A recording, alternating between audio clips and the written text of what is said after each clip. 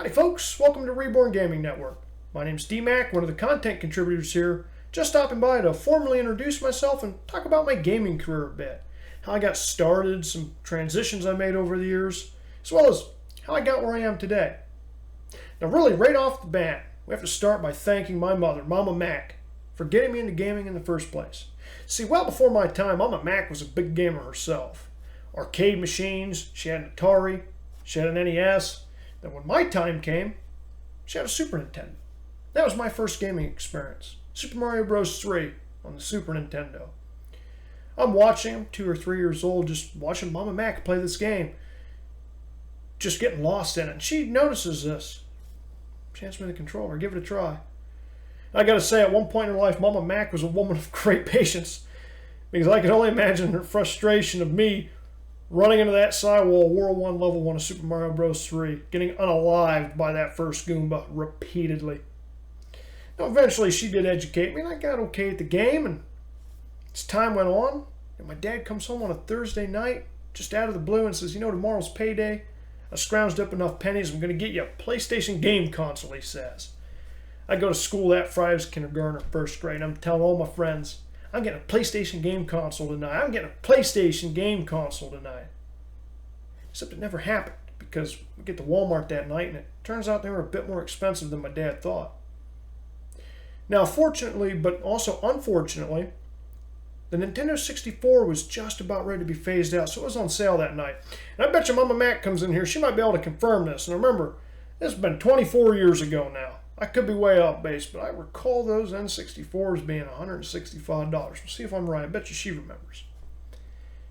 It was like a kid's delight. They had every color of N64 on the wall. The translucent jungle green, the blaze orange, the frost blue.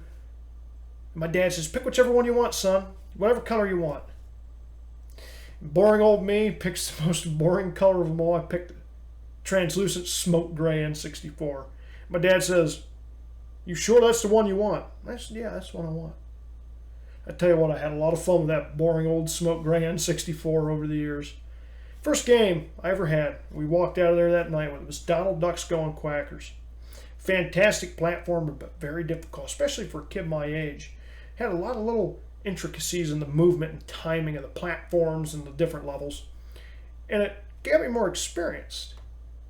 So when we finally managed to acquire a copy of one of my favorite RPGs of all time, Paper Mario, I found I was able to play the game pretty good. But there was these big words the writers put in there I couldn't quite understand, so I struggled, and I taught myself some of these words, and Mama Mac helped me. And pretty soon, 6-year-old me, I'm enjoying the writing of an RPG as much as I'm enjoying the world design and the soundtrack and the gameplay. And that's really how I evolved. I got huge into RPGs, especially well-written RPGs. Eventually transitioning primarily to open-world RPGs, especially real heavy sandbox ones like Kenshi on the PC. Games where I could interject myself into those stories, kind of write them for myself. Now, of course, I play all sorts of games, all sorts of shooters and RTS games and platformers. The only games I really don't play are MOBAs and sports games, but I do hold a soft spot in my heart for Wayne Gretzky's 3D hockey from the N64, and who doesn't like playing a good WWE game and putting Macho Man Randy Savage against Andre the Giant? Because comparatively speaking to the Macho Man Randy Savage, you are nothing but garbage, yeah. Now, as I said, though, with the N64, it's unfortunate it was getting phased out, and that really set a trend in the 2000s for me. We'd scrounge up enough pennies to get me a new console, and a couple months later it'd be gone, and it happened again and again. So finally in 2010, I get my first summer job working in high school. I decide I'm going to build a PC. And you say what you want about PC gaming, but there has never been a PC2, and there probably will never will be. And I can still make MS-DOS games work on Windows 10 with a little finagling. So I got huge into the PC gaming scene, and all my classic games kind of went to the wayside.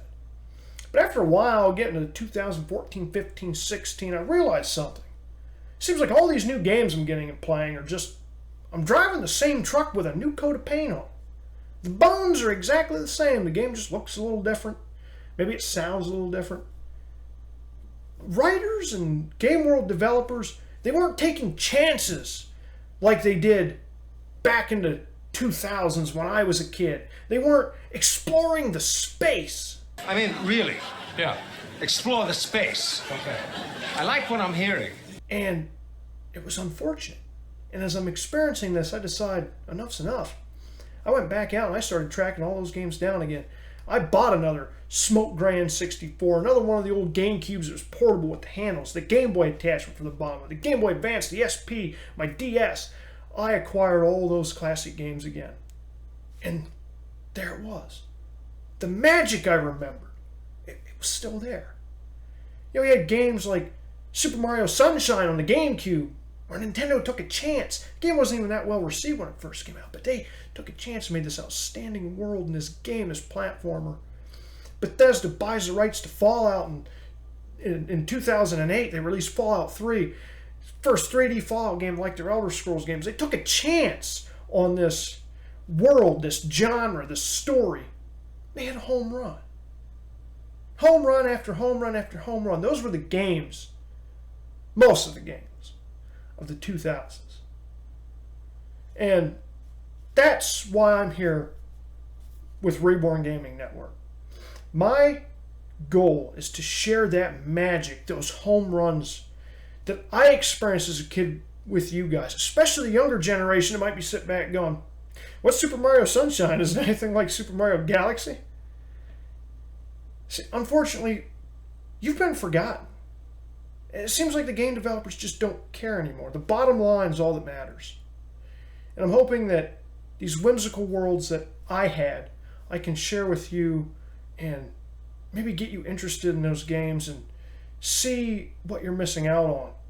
Maybe, just maybe, if we can get these old worlds back and the game developers of today see what we're getting interested in again, we might have a game or two like that again.